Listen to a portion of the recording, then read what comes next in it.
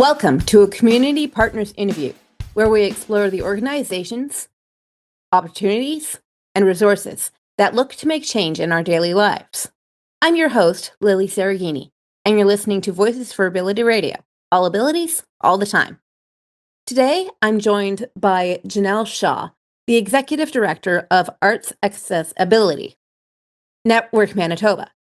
Arts AccessAbility Network Manitoba aims to facilitate a network of artists and stakeholders from both the arts and disability communities that supports achieving individual artistic excellence, promotes higher visibility of these artists within all disciplines, and promotes policies and procedures intended to make the arts made accessible to all.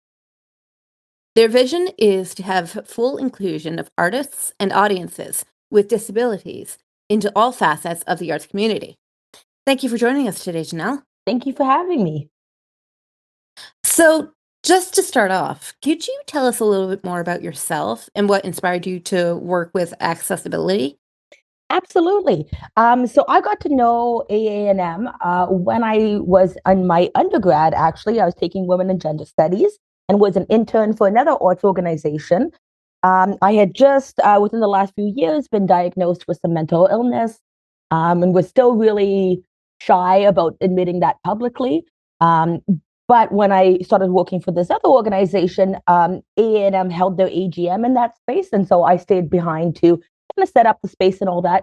Well, by the end of that meeting, I was on the board. Within a year, I was the vice chair and had my art in a juried exhibition at the Winnipeg Art Gallery.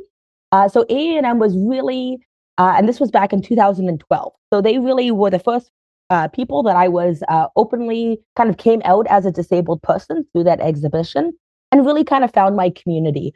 I fell in love with AANM and its work, continued to be a board member as I took my master's at the U of M in disability studies. And then when I graduated in 2018, they hired me to be their executive director. And the rest is history, as they say. It was so cool. I'm a disability studies major as well. Oh, awesome. So when doing my research on your company, I saw that you have two different galleries. There is an online gallery and something called the AANM gallery. So could you tell us a little bit more about those? Absolutely. So we have a physical space here in Winnipeg. It's not a large space, but it's a small gallery space, and we host kind of solo exhibitions in this space. If we do any larger, like a group show or something like that, we'll collaborate with another arts organization that has a larger space. And then we also provide those exhibitions online, and that's just a bit of an access thing. So folks who can't physically come out and see the exhibitions, they can look online and access the artwork in that way. Excellent, excellent. I also saw that you have an artistic resource on your website and something for public services. Can you tell us what those entail? Absolutely. So we have two programs. One is our accessibility audits. So those are audits that were created by, for, with the deaf and disability community. In 2022, we held about 3 or 4 community gatherings online and met with between 30 and 40 individuals from the deaf and disability community to learn from them what are the barriers that they face as artists, as audience members, and as arts workers when they try to participate in the arts. And so that was the genesis for this audit. We've to date conducted about 40 to 50 audits at various venues around Winnipeg, a few in Brandon, and hopefully next summer we're looking to audit a bunch of rural organizations across rural Manitoba. The other opportunity that we have is an anti-ableism workshop for the arts.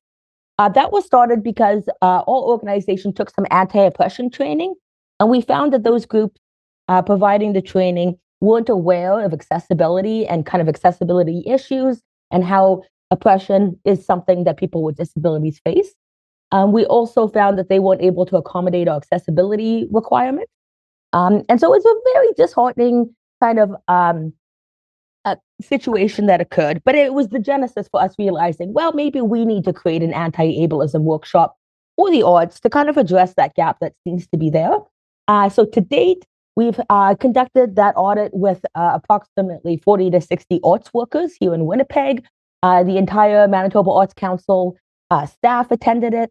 So it's been really lovely. And that workshop teaches about the past history of disability in Canada. So we talk about some very heavy topics such as forced sterilization, forced institutionalization across Canada.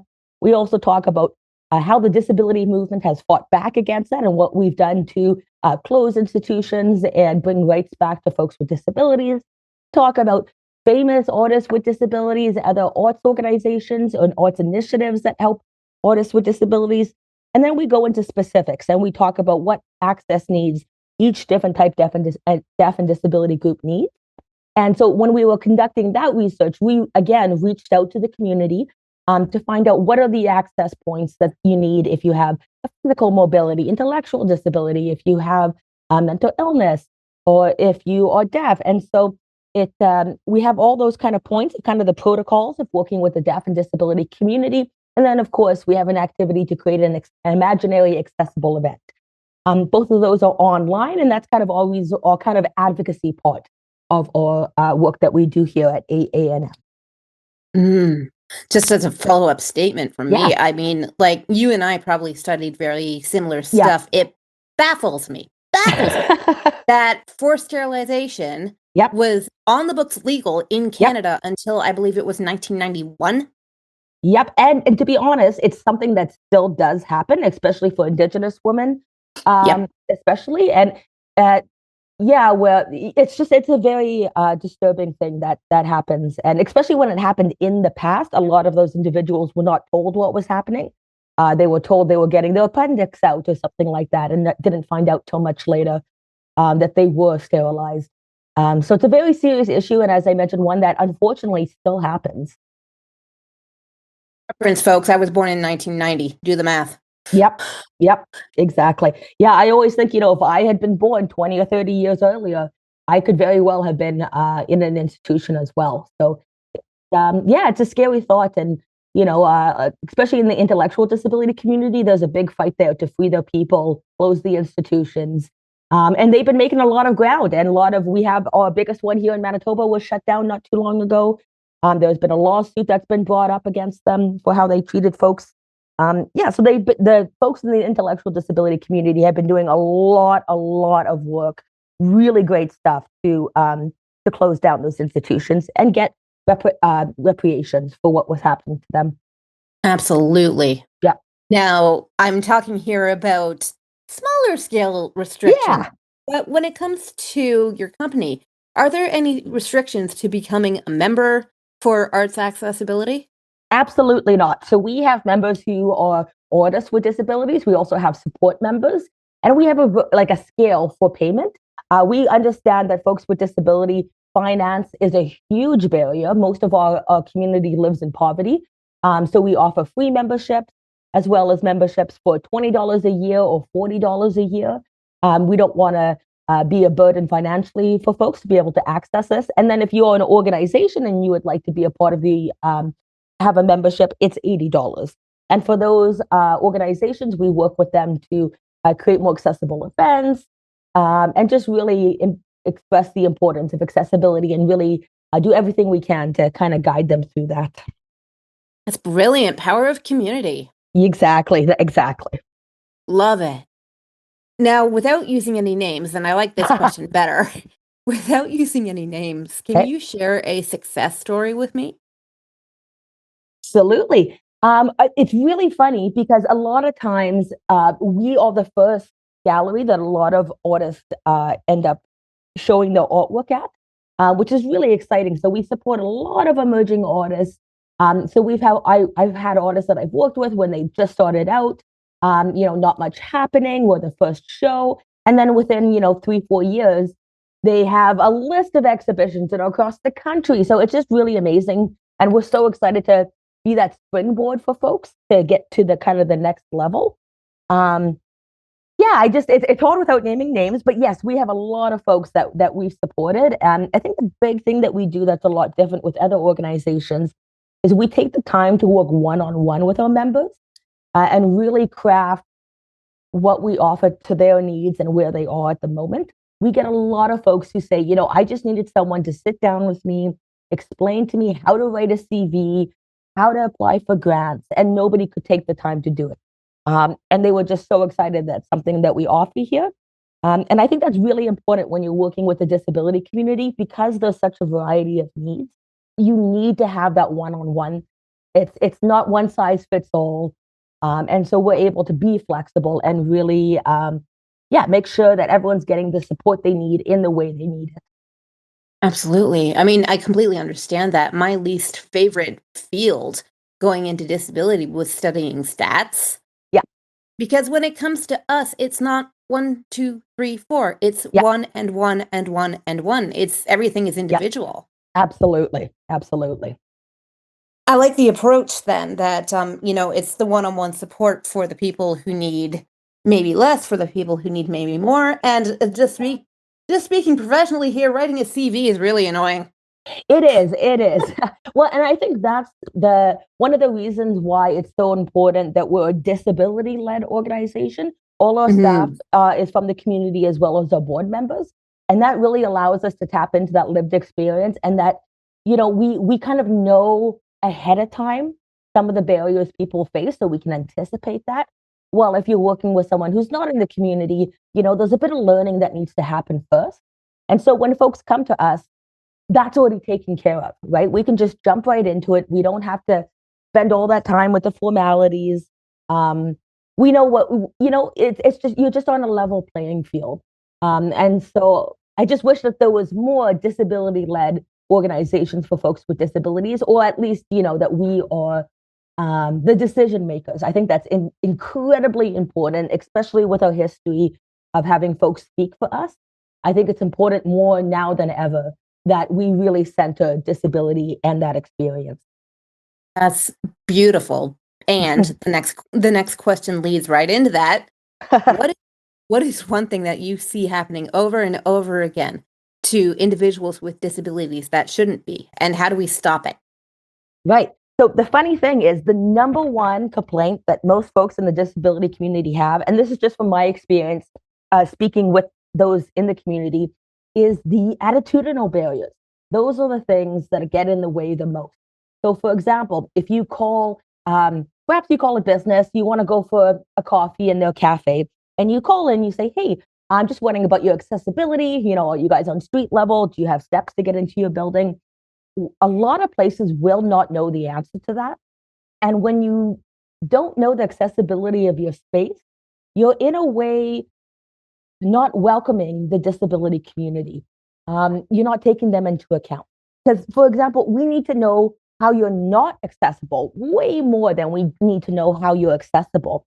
So, a wonderful example of that I usually give is that we worked with an individual who uses handy transit, was going to go see a concert and had called and said, is there any steps to get into the space? They said, no, it's fine. Luckily, it wasn't winter, but they got there. And yes, there's no steps to get in, but as soon as you get into the front door, there's a whole bunch of stairs.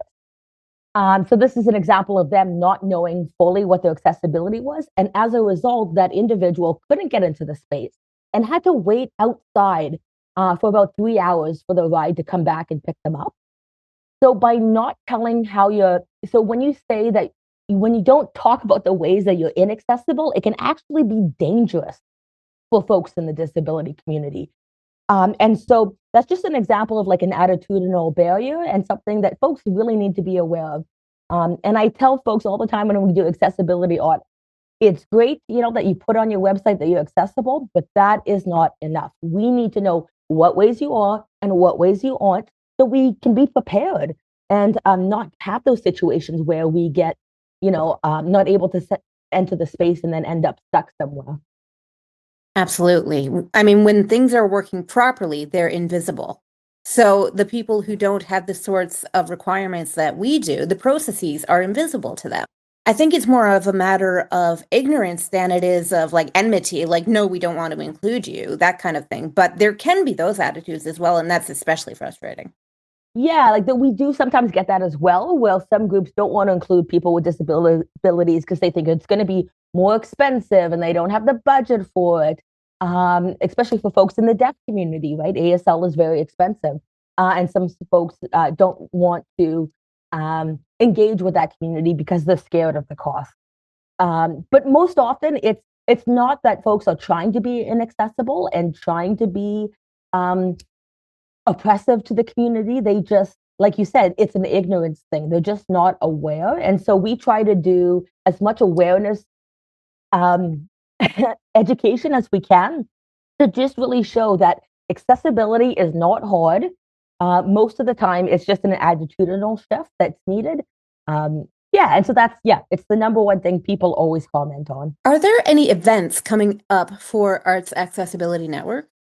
Yeah, so we are kind of like in a slow period right now. We're going to be kicking stuff off again in the fall, and we'll have some exhibitions that are coming up.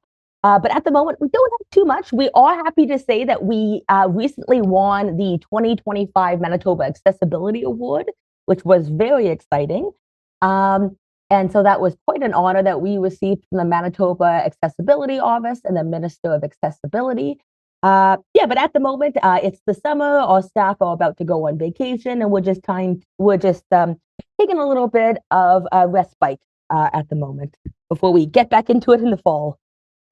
Nice on the award. Congratulations. Thank you. Yeah. That's gorgeous. Yeah, very unexpected.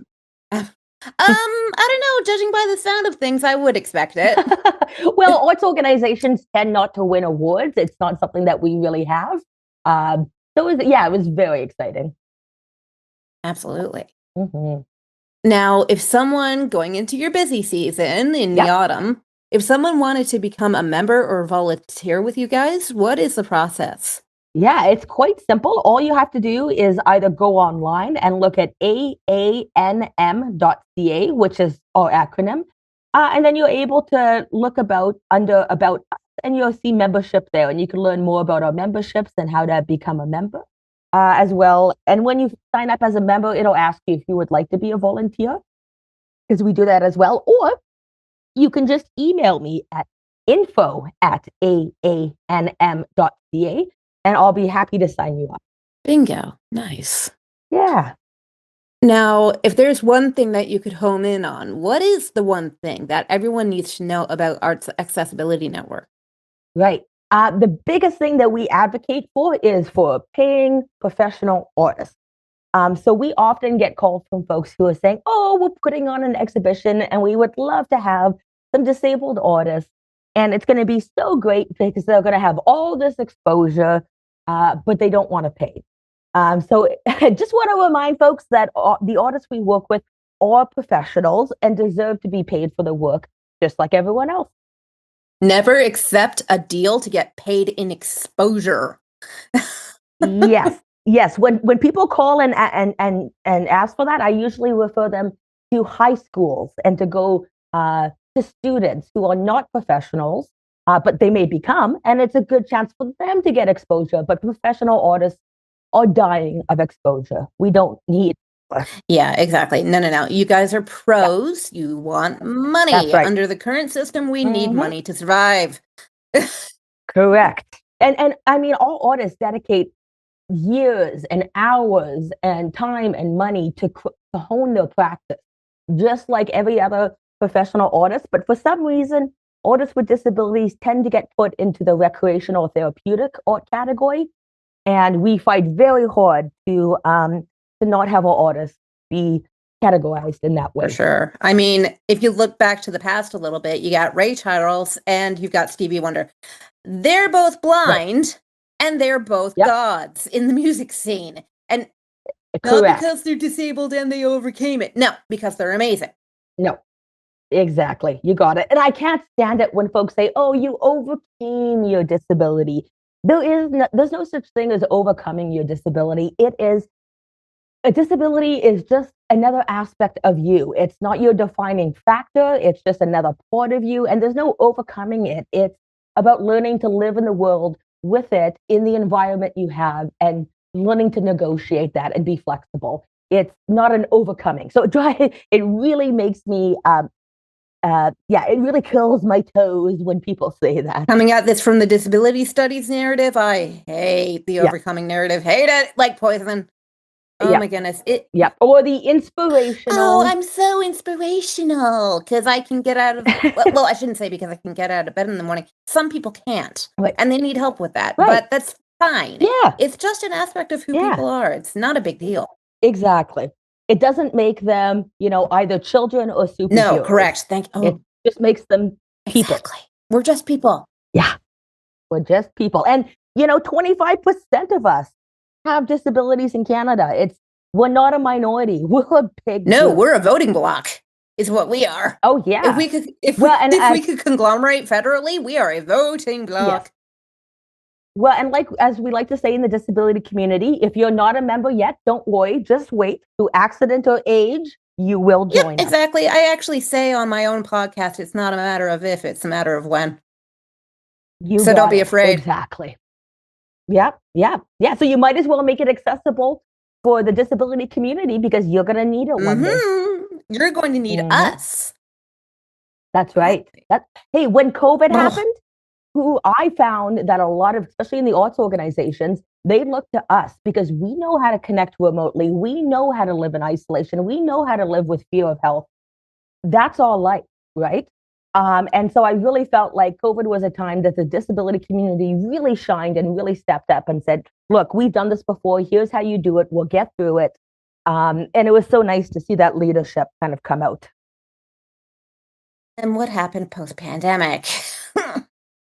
Yeah, well, and post-pandemic, we continue to fight very, very hard to keep all those concessions that they made in place because they're important, and people still use it to this day. Our board never meets in person anymore. It's all online because that's just what works best for us. I mean, it's so much easier to coordinate. Yes, absolutely. So, and you can have opportunities where you collaborate nationally, internationally, from your own home. So it's really exciting stuff. Brilliant, absolutely. And I mean, it creates more accessible ways and means for, say, wheelchair users, people like me who can't get around independently. Absolutely. And especially in Winnipeg in the winter, I mean, those folks who use mobility devices, considering how awful our snow clearing is, especially sidewalk clearing, they don't really have the option to get out. So it's really important that we keep those lines of communication and ways of connecting open. Absolutely. I live in Ontario. We call you guys Winterpeg. Yes, absolutely. So do we. We do it too. Okay, good. So it's not just a stereotype. Oh, no. So if listeners are looking for more information, how can they reach out to you? Right. So the two ways that I said before are great ways. You can look at our website at aanm.ca or shoot me an email at info@aanm.ca. Brilliant. Do you have any questions or follow-up remarks for us? No, just thank you so much for including us on here and having this conversation. I just always love speaking about the work we do. I'm so proud of this organization and its commitment to accessibility and really uplifting disability and deaf arts. And yeah, just thank you so much for speaking with us. This is an amazing conversation. I really hope that you come back and do this with us again. Anytime. Awesome. Thank you so much. Thank you. All right. That's our interview for today, folks. You've been listening to Community Partners. I'm your host, Lilly Cereghini. And remember, stick together because we are in this together.